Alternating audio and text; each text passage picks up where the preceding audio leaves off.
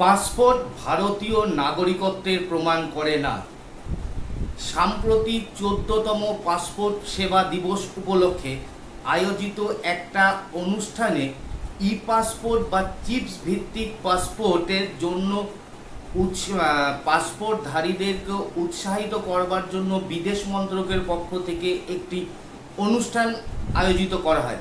সেই অনুষ্ঠানে পাসপোর্টধারী গ্রাহকদেরকে বোঝানো হয় যে ই পাসপোর্ট করলে পরে তাতে কি কি সুবিধা হবে এবং ই পাসপোর্টের ডিজিটাল প্ল্যাটফর্মের মাধ্যমে আপনার ডকুমেন্ট সম্পূর্ণরূপে সুরক্ষিত থাকবে। এবং সেইখানে এই পাসপোর্ট প্রসঙ্গ নিয়ে বলতে গিয়ে বিদেশ মন্ত্রকের পক্ষ থেকে পরিষ্কারভাবে জানানো হয় যে পাসপোর্ট ভারতের নাগরিকত্বের প্রমাণ করে না। পাসপোর্ট শুধুমাত্র একটি ট্র্যাভেল ডকুমেন্ট, অর্থাৎ ভারত সরকার বিদেশের বিভিন্ন দেশে ভ্রমণ করবার জন্য আপনাকে পারমিশন প্রদান করছে। এটি ভারতীয় নাগরিকত্বের কোনো প্রমাণপত্র নয়। তবে প্রশ্ন এখানে ওঠে, যেখানে সুপ্রিম কোর্টের পক্ষ থেকে পরিষ্কার জানানো হয়েছে যে আধার কার্ড ভারতের নাগরিকত্বের প্রমাণ করে না। আধার কার্ড শুধুমাত্র আপনার ঠিকানা বা অ্যাড্রেস প্রুফ হিসাবে আধার কার্ড প্রমাণিত।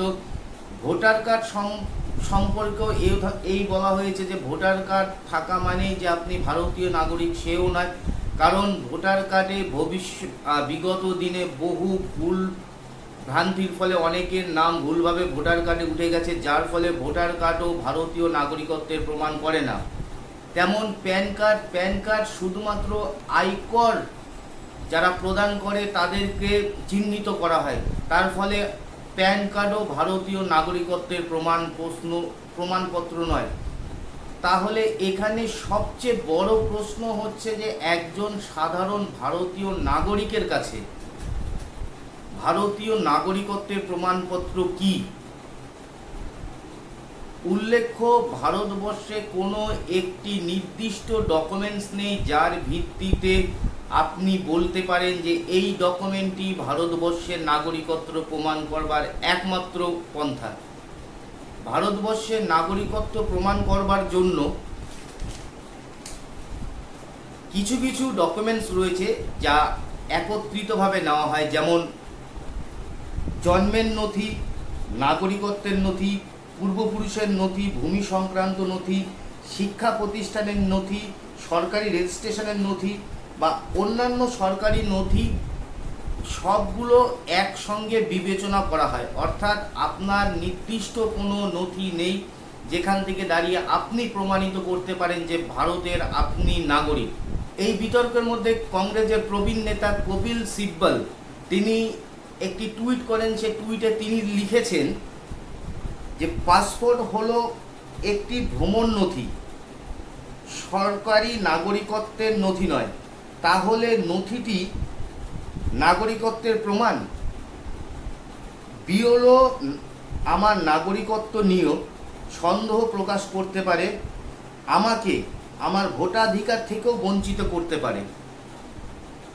তারপরে জাভেদ আখতার, বিখ্যাত রাইটার, তিনি একটি টুইট করেন। সেই টুইটে তিনি জানিয়েছেন যে পররাষ্ট্র মন্ত্রণালয় বলছেন যে পাসপোর্ট হলো ভ্রমণের একটি নথি, নাগরিকত্বের প্রমাণ নয়।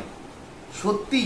তাহলে কি তারা কোন ব্যক্তি ভারতীয় নাগরিক কিনা সেই বিষয়ে পুরোপুরি নিশ্চিত না হয়ে তাকে এই ভ্রমণের নথিটি দিচ্ছে?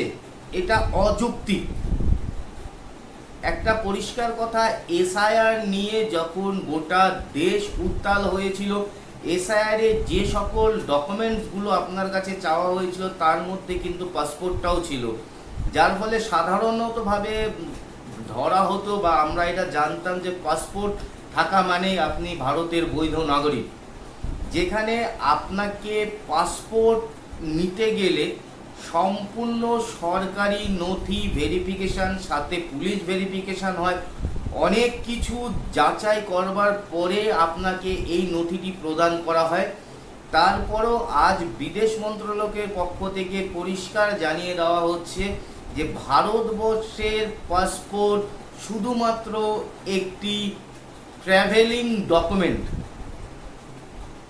এই বিষয়টি নিয়ে চরম বিতর্ক সৃষ্টি হয়েছে এবং সোশ্যাল মিডিয়ায় এই বিষয়টি নিয়ে যথেষ্ট আলোড়ন সৃষ্টি হয়েছে এবং বিভিন্ন ইউজাররা তারা বিভিন্ন রকমভাবে টুইট করছেন, রিটুইট করছেন যে তাহলে সত্যি ভারতবর্ষের নাগরিকত্বের প্রমাণের জন্য সঠিক কোনো একটি নির্দিষ্ট নথি বা প্রমাণপত্র কি সেটি জানতে চাওয়া হচ্ছে। এই বিষয়টা নিয়ে আপনারা কি ভাবছেন?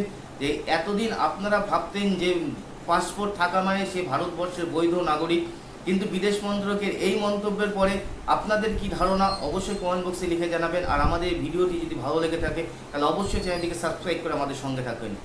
সকলে সুস্থ থাকুন, ভালো থাকুন, দেখা হবে আবার একটি নতুন ভিডিওতে।